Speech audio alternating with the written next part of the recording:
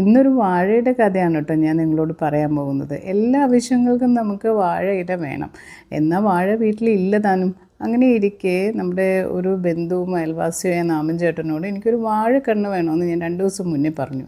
ഇന്ന് നോക്കിയപ്പോൾ നാമൻ ചേട്ടൻ നമ്മുടെ വീട്ടിൽ വാഴക്കണ്ണ് കൊണ്ടുവന്ന് വെച്ചിട്ട് അങ്ങ് പറയാതെ പോയി.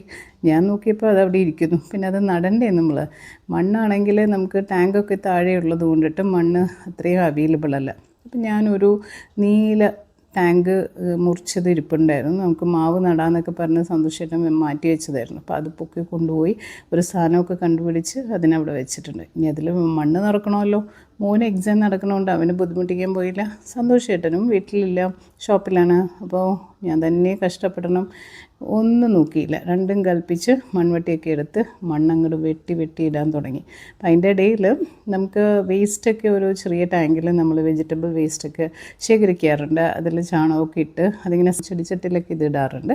അപ്പോൾ മൺവെട്ടിയെടുത്ത് നിങ്ങൾക്ക് കാണാം, ഞാൻ കറുത്ത മണ്ണുള്ള ഈ കറുത്ത മണ്ണ് എന്ന് പറയുന്നത് വളമാണ് കേട്ടോ. അപ്പോൾ അത് നമ്മൾ ഇടയിൽ മണ്ണ് പകുതി ഫില്ല് ചെയ്തിട്ട് ഈ വളമുള്ള മണ്ണ് നമ്മൾ ഇടുന്നുണ്ട്. അത് കഴിഞ്ഞ് കരിയിലേക്ക് ഇട്ട് പിന്നെ അത് കഴിഞ്ഞിട്ട് പിന്നെയും അതിൻ്റെ മീതെ മണ്ണൊക്കെ ഇട്ട് ഇങ്ങനെ ടാങ്ക് ഫില്ലായിട്ടുണ്ട് ഒരുമാതിരി കേട്ടോ. ഇപ്പോൾ വാഴക്കണ്ണ് വെക്കണമെന്നുണ്ടെങ്കിൽ നടുവിൽ നമ്മളൊരു കുഴി കുഴിക്കണം. അപ്പോൾ അതിൻ്റെ തത്രപ്പാടിലാണ് ഞാൻ അതിങ്ങനെ കുഴിച്ച് ആവശ്യത്തിനുള്ള ഒരു ആഴമൊക്കെ ആയപ്പോഴേക്കും പിന്നെ ഞാൻ പോയി വാഴക്കണ്ണൊക്കെ ഇങ്ങനെ തോളിലൊക്കെ വെച്ച് നടന്ന് കൊണ്ടുവന്നു, ടാങ്കിൻ്റെ അടുത്ത് കൊണ്ടുവന്നു. എന്നിട്ട് പതിയെ ഇറക്കി നോക്കി. ഓക്കെ, സെറ്റാണ്. താഴെ നമ്മൾ നട്ട് കഴിയുമ്പോൾ കാലുകൊണ്ട് ചവിട്ടി വെക്കാറുണ്ടല്ലോ. അപ്പോൾ ഇത് ടാങ്കിൻ്റെ ഉള്ളിലായതുകൊണ്ട് ഞാൻ വിചാരിച്ചു ഓക്കെ, നോ പ്രോബ്ലം, ടാങ്കിൻ്റെ മുകളിലും കയറണമെങ്കിൽ കയറിക്കോളാം.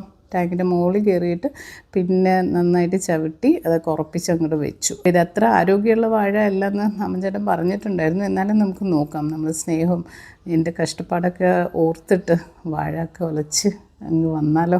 നമുക്ക് വെയിറ്റ് ചെയ്യാം, സ്നേഹത്തോടെ അതിനെ പരിപാലിച്ച് നമുക്ക് വെയിറ്റ് ചെയ്യാം കേട്ടോ.